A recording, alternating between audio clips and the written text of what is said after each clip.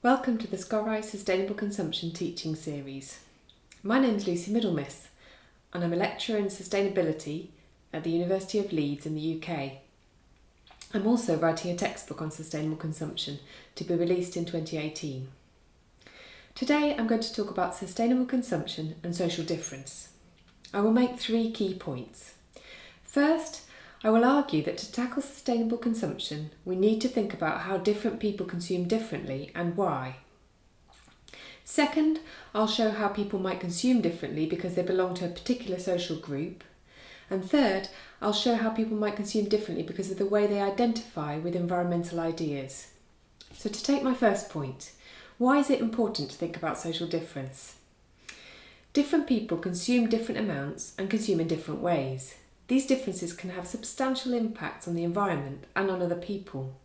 To take one example, multiple studies have shown that the more you earn, the more you consume, and the more environmental impact that your consumption has. This graph from work by Milena Books and Silke Schnepf shows UK household CO2 emissions, a proxy for consumption, against UK household income. You can see that for all the different sources of carbon emissions, from transport, home and indirect, there is a clear relationship between earnings and emissions.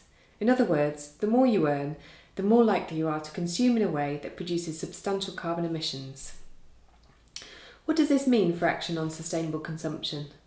Well, we might have to be careful about talking about reducing consumption to people that already consume relatively small amounts in the first place. In my research on fuel poverty in the UK, I have met people who consume unhealthily small amounts of energy, and as a result, they're exposed to the cold in the winter. On the other hand, there are people who can afford to waste energy and who probably don't think much about this. In any case, it's important that we don't assume that everyone consumes the same amount in the same way and that we tailor messages on this accordingly. I've begun to address my second point here, that people might consume differently because they belong to a particular social group. Income is not the only factor, however. You can imagine that people's consumption patterns might be very different according to where they live, urban, suburban or rural communities, how old they are, who they live with, or their gender. Let's take a second example. One of my colleagues at Leeds, Deborah Fenny-Salkeld, did her PhD on disability and sustainable consumption. She talked to disabled environmental activists, who on the one hand were keen to participate in the environmental movement, but on the other hand had different needs for participation. Fenny-Salkeld found that the needs of disabled people are rarely recognised by the environmental movement. Indeed, some environmental messages stigmatise disabled people, like this one, which suggests that anyone who doesn't use a bike is lazy. Clearly, this example encourages us to think about what people need as relative to their life situations. It also raises issues of justice and makes us question where the responsibility for sustainable consumption lies.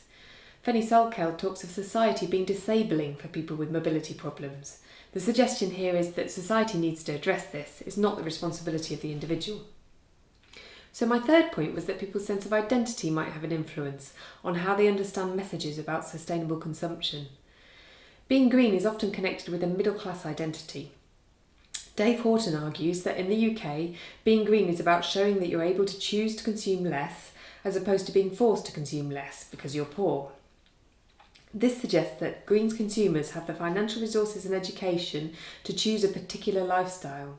Cindy Eisenhower finds that Swedish ethical consumers find different ways of expressing their identities. For example, by adopting a retro chic strategy, buying trendy but second-hand things. Manisha and Antharaman's work in India also suggests that middle-class consumers use ethical consumption as a way of positioning themselves as different types of cyclist, for instance, than those who don't have a choice of transport mode. As we can see, there seems to be a strong connection between environmentalist and middle-class identities. This is highly likely to be excluding people who don't identify as middle class from being involved in environmentalist activities. In other words, people might not be able to engage in environmentalism because it counteracts their sense of identity.